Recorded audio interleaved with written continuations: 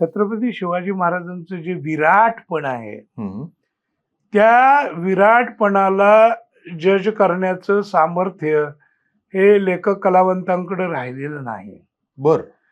उगाच त्यांना दैवत्व देऊन फक्त घोषणा देऊन चालणार नाही. त्यांनी प्रत्यक्ष काम काय केलं हे महत्वाचं आहे.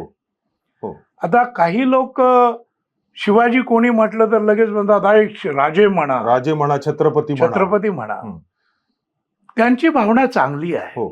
पण हा प्रश्न विचारताना शिवाजी महाराजांचे मी किती किल्ले बघितलेले आहेत स्वतः चढून, तुम्ही सांगू शकाल का?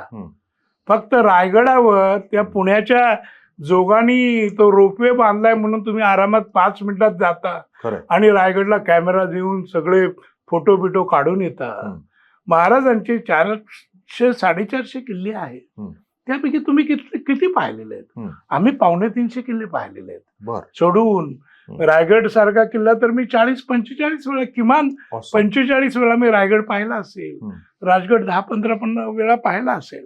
तर महाराजांचं जे विराटपण आहे ते कुठेतरी आपण विसरत चाललो होतो.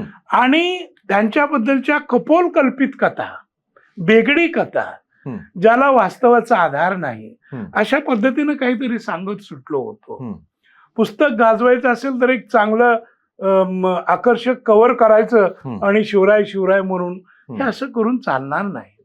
तर प्रत्येक तुमच्या ग्रंथातून, प्रत्येक प्याऱ्यातून शिवाजी महाराज खरेखुरे उभे राहिले पाहिजे.